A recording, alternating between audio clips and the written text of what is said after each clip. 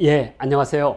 오정연 한국통사 제20강 시작하겠습니다. 오늘의 주제는 한국사를 만든 사람들입니다. 예, 한국사의 주인은 당연히 한국인입니다. 한국인이 만든 역사를 우리는 한국사라고 하는데, 이 한국사의 시간, 공간, 인간이라는 관점으로 우리 한국사의 범위라든지 시간적 폭을 한번 알아보는 강좌가 이번 시간이 되겠습니다.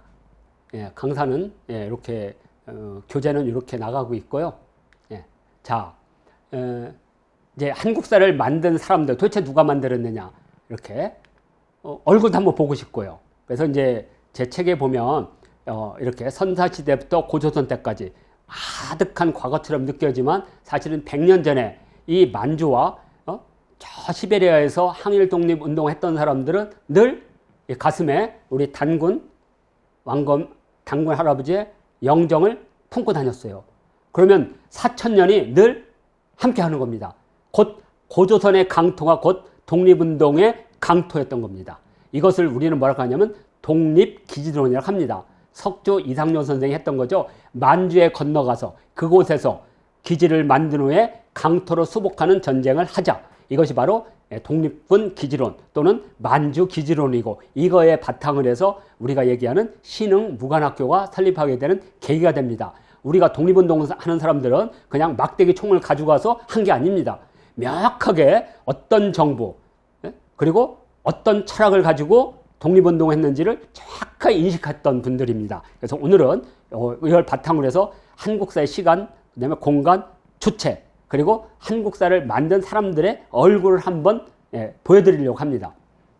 자, 우리가 이제 한국사의 시간을 본다면 결국에는 우리 한국사를 만든 공동체가 있습니다. 주체가 있고, 주변이 있고, 또 주변에 있는 다른 민족과의 관계 속에 있는 겁니다. 한국사는 한국인들만 만든 것이 아니고 북방의 여러 민족들, 그 다음에 우리가 일본으로 건너가서 일본이 670년 독립하기 전까지 결국엔 그건 한국사의 외연부였기 때문에 오키나와 이런 것도 다 한국사의 커다란 역사 공동체 속에서 본다면 한국사의 시간과 공간이 넓어지겠죠. 그래서 구석시대는 동아시아라는 관점으로 본다면 신석시대는 동북아 문명이 만들어지고 동북아 문명이 확산되는 그런 시대다. 그리고 청동기 시대가 오면 고조선이라는 나라를 세우고 그때 한국사의 주체 세력이 형성되지 않느냐. 그러면 청동시대 이전에는 없었냐? 그건 아니죠.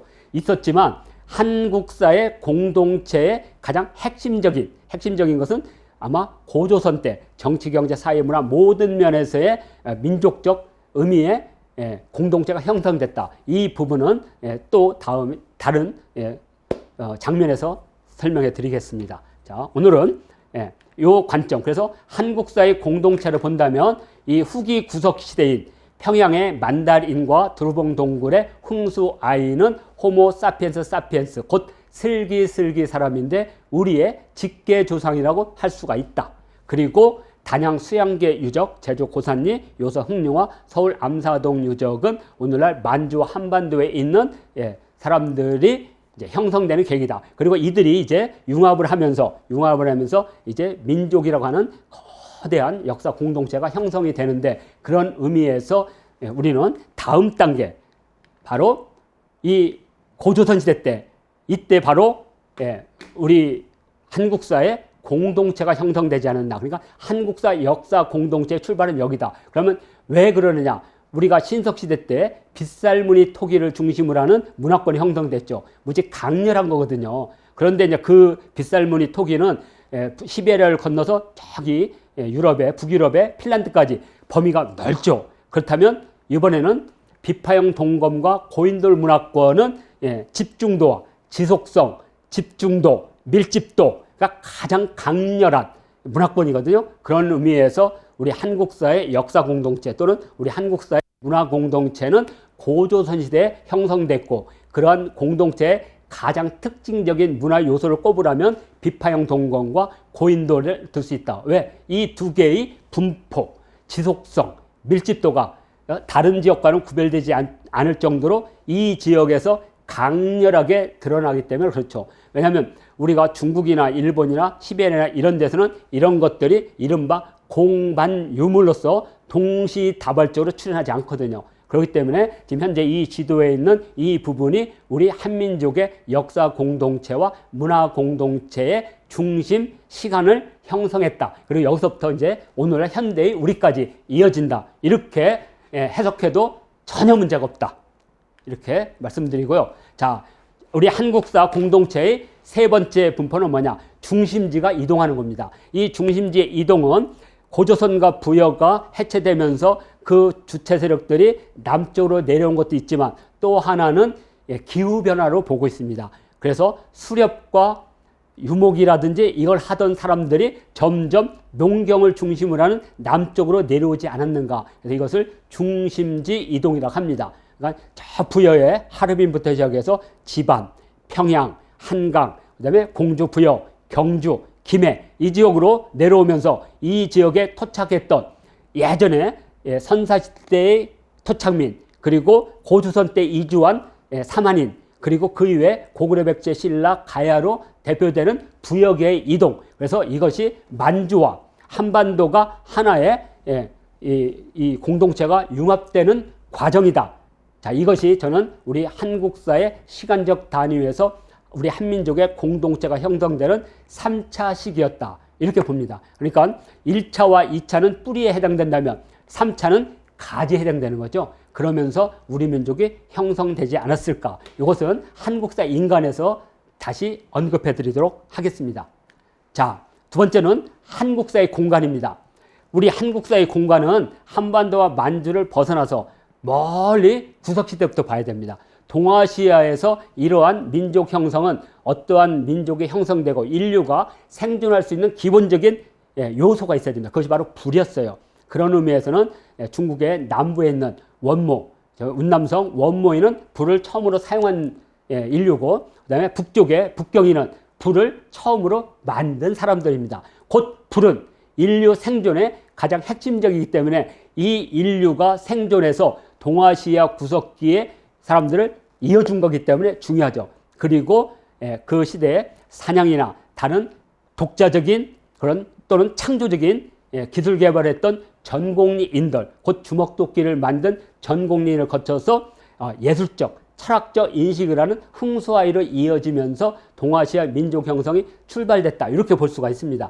이걸 바탕으로 해서 이제 신석시대 때 정착을 하면서 점점 중국이나 또는 북쪽의 시베리아 지역과는 점점 구별되는 이 동아시아, 동북아시아의 문화 형성이 되겠죠. 자, 이 문화 형성을 우리는 뭐라고 부르느냐? 한국사의 이제 공간 가운데 신석시대 때 곧 저는 4개로 꼽습니다. 하나는 요하 문명입니다.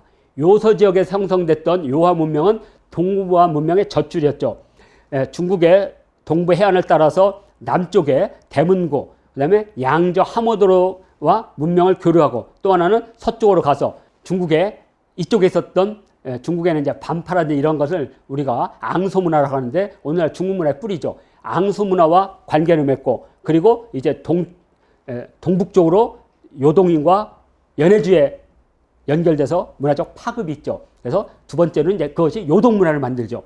그 요동 문화의 중심지에 심양의 신랑 문화가 있죠. 이것은 요동이 요서와 연해주와 한반도의 지역 간의 문명을 융합하는 고리에 섰다. 우리 문화 포털이었죠. 자, 그리고 또 우리 문화에 자극을 주는 게 있습니다. 주로 해양을 중심으로 해서 동해안 루트로 들어왔던 연해주 시베리아 문명입니다. 이것은 우리 한국사의 동북쪽 문화, 우리 한국의 동북쪽 문화 하면 고구려의 계루브라든지 또는 옥저, 그리고 여진족, 만주족이죠. 숙신, 만주족, 이런 족속들이, 그리고 나중에 이제 발해까지 포함하는 이 그러니까 동아시아에서 동북쪽 문화를 만든 기원은 연해주다. 그리고 오늘날 이제 고려 조선 시대까지는 주로 이제 우리가 북쪽 대륙을 잃어버리고 한반도에 있으면서 만주 연해주 문화를 수용해서 오늘날 한국 문화로 이어지는 한반도. 그래서 신석시대 이 4개의 문명이 우리 한국사의 가장 공간적인 위치를 차지하고 있다. 이렇게 볼 수가 있고요. 자, 다음이 그리고 이제 고조선입니다. 그러면 고조선은 뭐냐? 첫째는 지속적이라는 겁니다. 지속적. 그리고 색깔이 뚜렷하다는 거죠. 비파형 동검을 중심으로 하는 공반 유물 자체가 주변과 구별되는 고조선 고유의 색깔을 갖고 있다. 그래서 이건 고조선은 지속적이고 색채적인 우리 한국사의 공간이다. 그러면 첫째는 2000년 동안 지속된, 어느 한 나라가 2000년 지속되기 쉽지 않거든요. 그러면서도 문화 양상이 퇴폐하지 않고 후퇴하지 않으면서 바로 다음 단계의 문화, 곧 철기 문화로 이어지는 그런 면에서 2000년 동안 지속적 시공간을 유지한 문명이다. 또 하나는 국호가 지속적으로 재탄생한다는 거죠. 자, 고조선은 단군조선 이후에 기자의 그 세력들이 기자조선을 표방하고 또 그 기자조선을 무너뜨리고 등장한 위만도 조선을 표방했습니다. 자, 그러면 자, 조선이란 국호를 계속해서 후대에서 계속 썼거든요. 중국도. 자, 그러면 마지막으로 우리는 조선이란 나라가 있었죠. 근세. 자, 그러면 그러한 국호의 정통성이란 측면에서 조선이 갖고 있는, 현재 북한이 국호가 또 조선이니까. 그러니까 우리가 어떤 국호를 쓴다는 것은 그만큼 앞단계가 그만큼 영향력이 있었다는 겁니다. 그래서 우리는 정통성이라 하죠. 그래서 한국사에서 가장 강력한 정통성을 갖고 있는 것이 조선과 고려였고, 그리고 조선을 다른 표현으로는 사만이라고 불렀는데 그 사만을 우리 남한이 쓰고 있죠. 대한민국. 그리고 고조선, 사만을 다른 이름으로는 조선이었는데 그건 북한이 쓰고 있는 거죠. 어떻게 보면 고조선이라고 하는 역사 공동체는 현재 2000년이 지난 지금도 남북한이 쓴다는 의미에서 조선이 갖고 있는 역사 의미를 우리가 확실히 알 수가 있습니다. 그리고 이 문화적 양상 자체가 주변과 너무나 대비되고 있다는 거죠. 이런 면에서 한국사의 공간을 본다면 고조선의 공간이 가장 중요한 공간이다. 이렇게 볼 수가 있습니다. 자, 그리고 또 이 고조선의 공간은 어떤 특징이 있느냐. 이 고조선을 중심으로 한 이 지역은 우리가 고대적 생산 양식 가운데 유목, 수렵, 농경, 채집, 어로 이것을 5대적 경제 유형이라고 했고 앞쪽에 콘텐츠에서 소개를 해드렸습니다. 그런데 우리가 있는 이 고조선의 영역 속에는 바로 이 5개의 경제 유형이 다 들어가 있습니다. 자, 이 5개 경제 유형이 있다는 것은 우리가 시간의 변화, 13시풍속이라는데 세시풍속 자체가 다양해질 수밖에 없습니다. 자, 그리고 또 하나는 우리가 의식주 하지만 실제 우리 인간에게 중요한 식의주죠. 먹는 문제가 무지 중요한데 수렵, 채집, 어로, 농경, 유목의 각각의 경제 유형은 다양한 식문화를 만들 수밖에 없습니다. 자, 그리고 또 이걸 가지고 우리 인간은 다양한 놀이 형태를 만들게 됩니다. 그래서 세시풍속과 식문화와 놀이문화의 다양성은 고조선이라는 공간에서 만들어진 경제 유형의 다양성에서 온다. 곧 한국 문화의 기본형이 바로 고조선에서 온다는 것을 이 경제 유형을 통해서도 우리가 살필 수가 있습니다. 자, 다음이 이제 한국사의 인간입니다. 저는 한국사를 만든 우리 민족의 주체를 5단계로 봅니다. 선민족이 있습니다. 자, 신석기 이전의 민족은 우리 민족이 만들어지는 어떤 기원, 선이라고 불렀습니다. 앞선자. 그런데 이것이 이제 우리 민족의 근간을 만든다. 이것을 원민족이라고 했습니다. 저는 고조선을 우리 원민족 상태, 그리고 이제 이 원민족을 바탕으로 이제 고민족이 형성된다. 그래서 삼국시대, 남북국 시대 사람을 저는 고민족이라고 불렀습니다. 자, 그리고 이제 고려와 조선을 거치면서 1000년 동안 근민족이 이루어지는 거죠. 민족에 가까운. 그리고 오늘날 현민족이 있는 겁니다. 물론 현민족은 남북 해외 동포 플러스 외국인들까지 포함해야 됩니다. 왜? 우리는 이제 다양하게 열어놔서 외국인, 지금 우리가 한 300만 되거든요. 자, 이렇게 해서 오늘날 한국사의 주체인 현민족이 현재 계속 확대 형성되고 있는 중입니다. 이렇게 5개를 이렇게 놓고 우리는 한국사의 인간을 본다면 다음 단계 한번 보겠습니다. 고조선 시대를 우리는 눈여겨볼 수가 없습니다. 왜냐하면 고조선은 우리의 역사적 공간과 그리고 거기에 경제 유형에 따른 다양한 문화가 만들었듯이 이때 우리는 예맥족이라고 하는 이름이 있는데 사실 광개토대왕 비문에 보면 고구려인들 스스로 맥족이라고 부르면서 백제와 신라를 누르고 그들을 뭐라고 하냐면 신내 한예라고 불렀습니다. 새롭게 온 한예. 그래서 일부 학자들은 우리 예맥족에서 한을 포함해서 예맥한이 바로 우리 고조선의 중심이다. 그래서 예족, 맥족, 한족은 다른 게 아니라 지역적 특색. 그래서 어떤 분들은 이렇게 말합니다. 예맥 한이 사만이다. 그러니까 진한, 변한, 마한.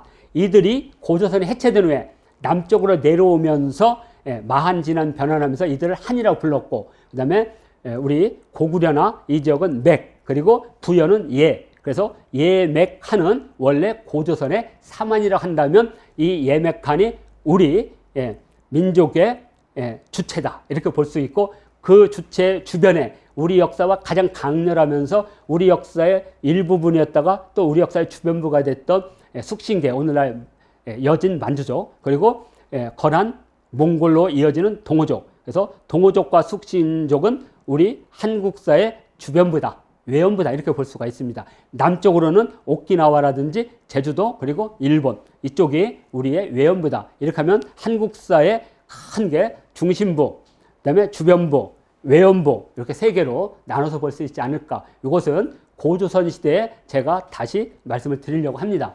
자, 이렇게 보고, 자, 이제 우리 한국사를 만든 얼굴들 한번 봅니다.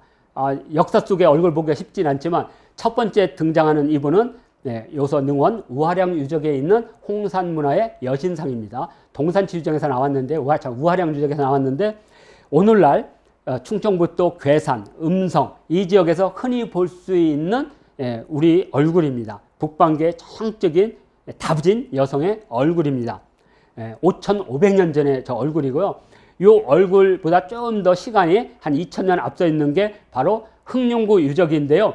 이분도 머리에 이렇게 뭘 틀었고 손을 이렇게 하고 있고 다리는 이렇게 가부좌를 하고 있습니다. 곧 이 여신과 같은 모양을 하고 있습니다. 여신도 얼굴만 있는 게 아니라요, 몸과 다리가 다 있는데 손은 이렇게 하고 있고 다리는 가부좌를 하고 있습니다. 이 모습이 곧 이 흑룡화에서 이어진 겁니다. 자, 그러니까 한국인의 가장 전형적인 몸짓을 하고 있는 거죠. 자, 그리고 이것은 이제 중국의 요양시 탄촌에서 나온 고조선 인물상입니다. 근데 이게 활석이기 때문에 이것을 엄청나게 많이 찍었다는 알 수가 있습니다. 이걸 찍어서 동판으로 만들어서 이렇게 깃대에다 꽂거나 아니면 어떤 신전 같은 데 이렇게 했던, 아주 여기 얼굴에 광대뼈가 나오고 머리를 이렇게 상투머리를 했던 아주 다부진 형태의 얼굴입니다. 우리가 흔히 권투 선수에서 저런 형을 많이 보거든요.